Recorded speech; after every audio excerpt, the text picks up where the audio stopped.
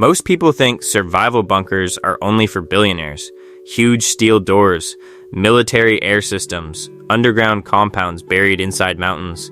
But the truth is, you don't need any of that. If society ever collapses, the people who survive won't necessarily be the richest. They'll be the ones who prepared early with what they already had. And honestly, a cheap hidden bunker can keep you alive just as effectively as a luxury one. I learned that after finding an abandoned basement outside the city. Old concrete walls, no windows, half forgotten by everyone around it.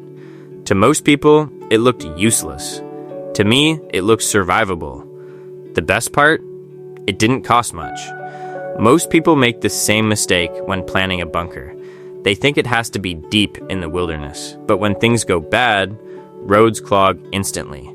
Gas disappears. Panic spreads fast. You don't want a bunker that takes days to reach. You want one close enough to access immediately. That's why basements are underrated. They're already underground, already insulated, already hidden in plain sight. Mine took about 3 months to clean, repair, and reinforce. Not perfect, but strong enough. The first real problem was water. You can store some water, sure, but not enough for years. Bottles crack, containers leak. Eventually, you run out. So instead of relying only on storage, I looked for a location near a natural water source. About 50 meters away, there was a small stream. I buried a pipe underground and angled it downhill toward the basement. No electricity, no noisy pumps, just gravity doing the work 24 hours a day. Then came air. People forget this part completely. A sealed underground room becomes dangerous fast without ventilation. So I installed 2 simple pipes. One low pipe pulls fresh air in, one higher pipe pushes stale air out. Natural airflow handles the rest. Silent, reliable, no power required. Food was next. I stopped buying random canned food after realizing how quickly cans rust and labels disappear. Instead, I focused on long-term dry storage. Rice, beans, oats, pasta, salt, sugar. Everything sealed inside Mylar bags with oxygen absorbers, then packed into buckets. And honey too. Honey basically lasts forever. Archaeologists have found ancient honey that was still edible thousands of years later. Right now, I have enough stored food to survive for years if rationed properly. For electricity, I kept things small. Big solar systems attract attention.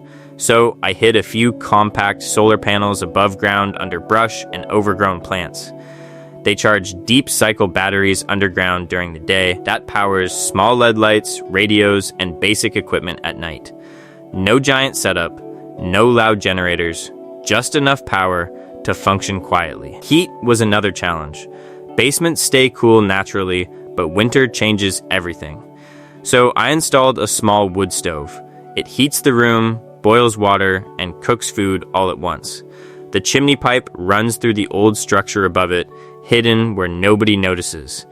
And because fallen branches are everywhere nearby, fuel is basically endless. Then there's sanitation. Nobody likes talking about it, but if you're underground for months or years, waste becomes a serious problem. A simple composting toilet solved most of it. Bucket, sawdust, peat moss. Cover waste after every use and the smell almost disappears completely. Simple systems survive longer because there's less to break. Security mattered too. I didn't install some giant vault door like you see in movies. That only makes people curious. The safest bunker is the one nobody notices. From the outside, mine just looks abandoned. Old junk. Dirt. Overgrowth. Nothing worth investigating. Inside, there's only a reinforced wooden barrier strong enough to slow someone down if needed. Not forever, just long enough. I also stocked tools, because eventually something always breaks. Axes, wrenches, rope, shovels, duct tape, wire, saws. Most of it came from secondhand markets for almost nothing. Medicine was harder.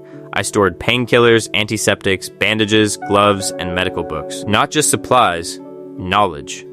Because in a real disaster, knowing what to do matters more than having expensive gear. For communication, I kept it old school. Battery-powered AM/FM radio, shortwave receiver if possible. Even limited information becomes valuable during chaos. And for defense, I avoided anything loud. Gunshots travel far. Noise attracts desperate people. Quiet tools work better when survival depends on staying hidden. Crossbows, knives, hatchets, silent and reusable. But honestly, the biggest danger underground isn't hunger, it's isolation. People underestimate boredom. Weeks underground can destroy your mental state faster than lack of comfort. So I stored books, journals, playing cards, dice, anything that keeps the brain active. And I learned something important. Nobody survives long completely alone. That's why I built this with 2 friends. We rotate shifts above ground, gather supplies, watch the area, check for danger, because a small, trusted group survives longer than one isolated person ever will. And finally, every bunker needs an escape route. If someone discovers the entrance, you need another way out. Mine connects to a narrow hidden crawl space leading toward the stream outside, covered completely by brush and rocks. Invisible unless you already know it's there. In total, the entire setup cost less than $2,000. Most materials were reused. Most labor was done by hand. It's not luxurious, it's not comfortable. But if everything collapses tomorrow, it's enough to stay alive.